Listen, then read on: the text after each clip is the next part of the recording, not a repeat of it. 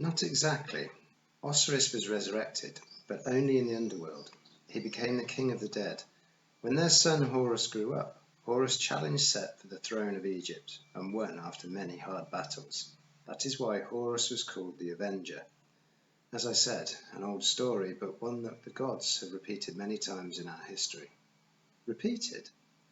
The gods follow patterns. In some ways they are quite predictable, acting out the same squabbles, the same jealousies, down through the ages. Only the settings change, and the hosts. There was that word again, hosts. I thought about the poor woman in the New York Museum who turned into the goddess Circuit. In my vision, I said, Isis and Osiris were married. Horus was about to be born as their son. But in another story, Carter told me, all three of them were siblings, children of the sky goddess. Yes, Iskander agreed. This can be confusing for those who do not know the nature of gods. They cannot walk the earth in their pure form, at least not for more than a few moments. They must have hosts. Humans, you mean?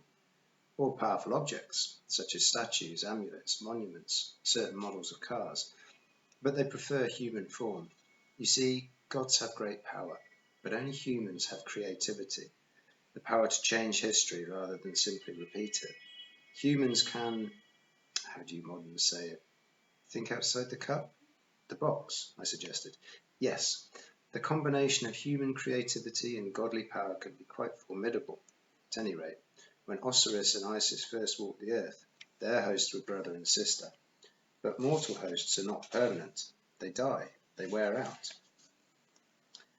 Later in history, Osiris and Isis took new forms, humans who were husband and wife.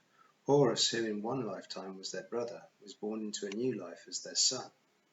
That's confusing, I said, and a little gross. Iskander shrugged. The gods do not think of relationships the way we humans do. Their hosts are merely like changes of clothes. This is why the ancient stories seem so mixed up.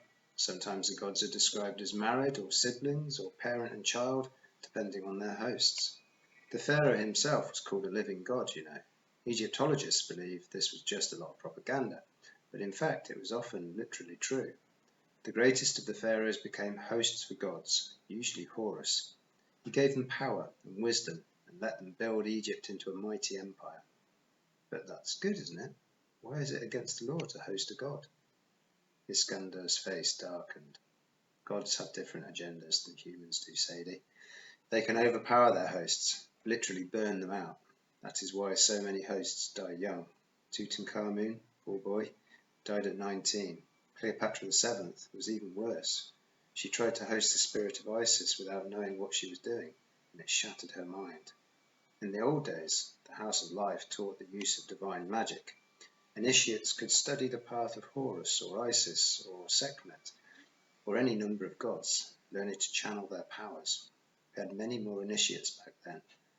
Iskander looked around the empty hall, as if imagining it filled with magicians. Some adepts could call upon the gods only from time to time. Others attempted to host their spirits, with varying degrees of success.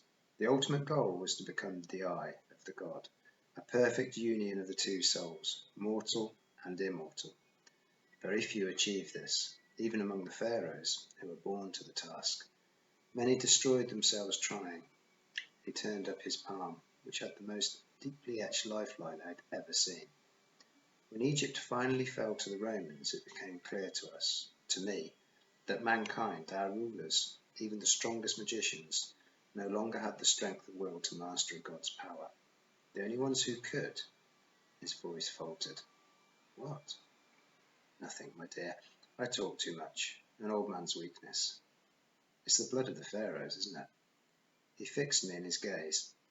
His eyes no longer looked milky. They burned with intensity. You are a remarkable young girl. You remind me of your mother. My mouth fell open.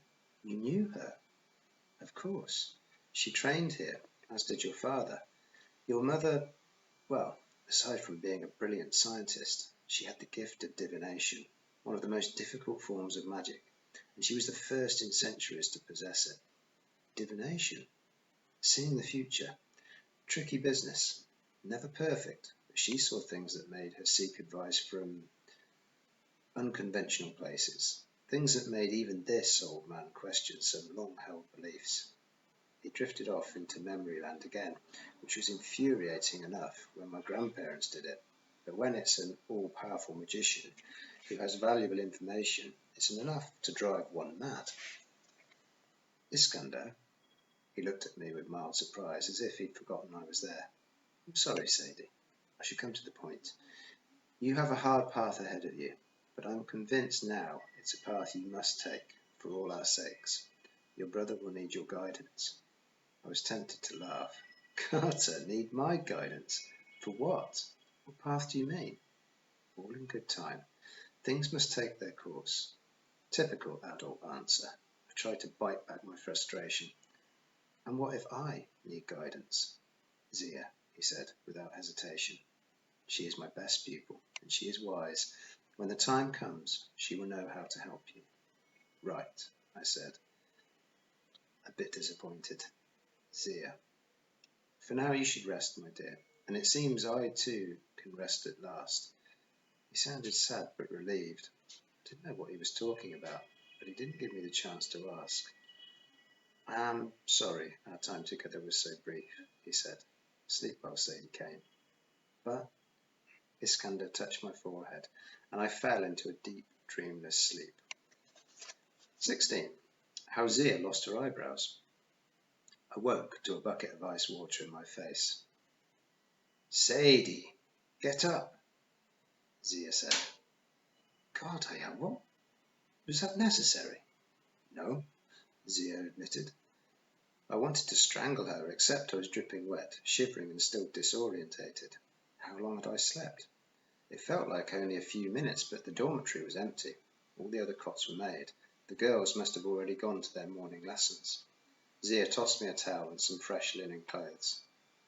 We'll meet Carter in the cleansing room. I just got a bath, thanks very much. What I need is a proper breakfast. The cleansing prepares you for magic. Zia slung her bag of tricks over her shoulder and unfolded the long black staff she'd used in New York. If you survive, we'll see about food. I was tired of being reminded that I might die, but I got dressed and followed her out. After another endless series of tunnels, we came to a chamber with a roaring waterfall. There was no ceiling, just a shaft above us that seemed to go up forever. Water fell from the darkness into a fountain, splashing over a 5-meter tall statue of that bird-headed god. What was his name? Tooth? No, Thoth. The water cascaded over his head, collected in his palms, then spilled out into the pool. Carter stood beside the fountain. He was dressed in linen with Dad's work bag over one shoulder and his sword strapped to his back. His hair was rumpled as if he hadn't slept well. At least he hadn't been doused in ice water. Seeing him, I felt a strange sense of relief. I thought about Iskandar's words last night. Your brother will need your guidance. What? Carter asked. You were staring at me funny. Nothing, I said quickly. How'd you sleep? Badly. I'll tell you about it later. Was it my imagination? Or did he frown in Zia's direction? Possible romantic trouble between Miss Magic and my brother. I made a mental note to interrogate him next time we were alone. Zia went to a nearby cabinet. She brought out 2 ceramic cups, dipped them into the fountain, then offered them to us. Drink. I glanced at Carter. After you. It's only water, Zia assured me, but purified by contact with Thoth. It will focus your mind. I didn't see how a statue could purify water. Then I remembered what Iskander had said, how gods could inhabit anything. I took a drink. Immediately I felt like I'd had a good strong cup of Grand's tea. My brain buzzed, my eyesight sharpened. I felt so hyperactive I almost didn't miss my chewing gum. Almost. Carter sipped from his cup. Wow. Now, the tattoos, Zia announced. Brilliant, I said. On your tongue, she added. Excuse me? Zia stuck out her tongue. Right in the middle was a blue hieroglyph. Nith ith na, she tried to say with her tongue out. Then she realized her mistake and stuck her tongue back in. I mean, this is mat, the symbol of order and harmony. It will help you speak magic clearly. Only one mistake with a spell. Let me guess, I said. We'll die.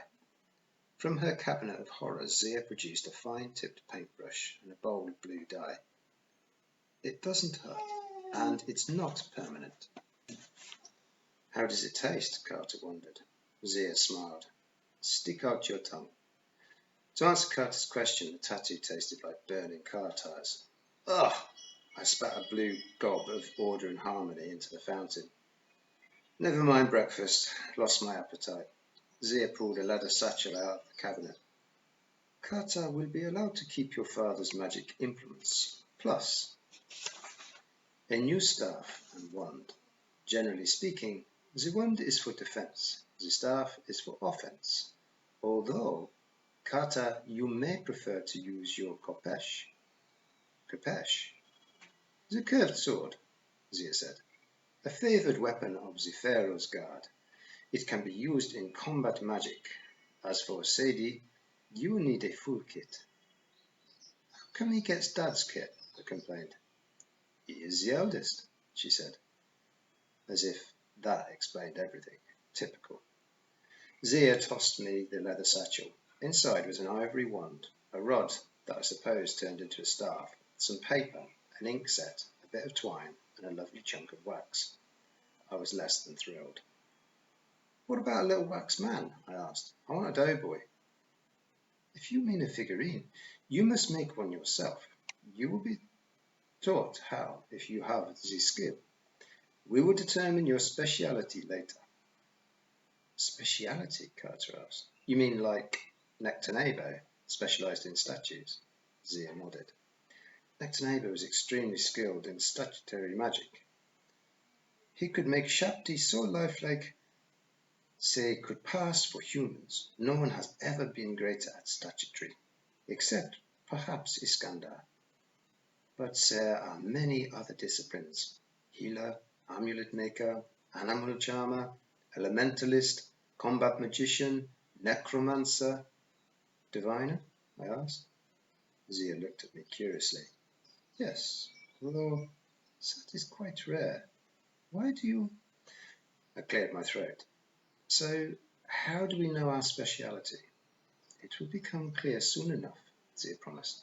But a good magician knows a bit of everything, which is why we start with a basic test. Let us go to the library. The First Names library was like Amos's, but 100 times bigger, with circular rooms lined with honeycomb shelves that seemed to go on forever, like the world's largest beehive. Clay Shakti statues kept popping in and out, retrieving scroll canisters and disappearing, but we saw no other people. Zia brought us to a wooden table and spread out a long blank papyrus scroll. She picked up a stylus and dipped it in ink. The Egyptian word shesh means scribe or writer, but it can also mean magician. This is because magic, at its most basic, turns words into reality. You will create a scroll using your own magic. You will send power into the words on paper. When spoken, the words will unleash the magic. She handed the stylus to Carter. I don't get it, he protested. A simple word, she suggested. It can be anything. In English? Zia curled her lip. If you must, any language will work, but hieroglyphics are best. They are the language of creation, of magic, of art. You must be careful, however. Before she could explain, Carter drew a simple hieroglyph of a bird. The picture wriggled, peeled itself off the papyrus, and flew away. It splattered Carter's head with some hieroglyphic droppings on its way out. I couldn't help laughing at Carter's expression. A beginner's mistake, Zia said, scowling at me to be quiet. If you use a symbol that stands for something alive, it is wise to write it only partially. Leave off a wing or the legs. Otherwise, the magic you channel could make it come alive.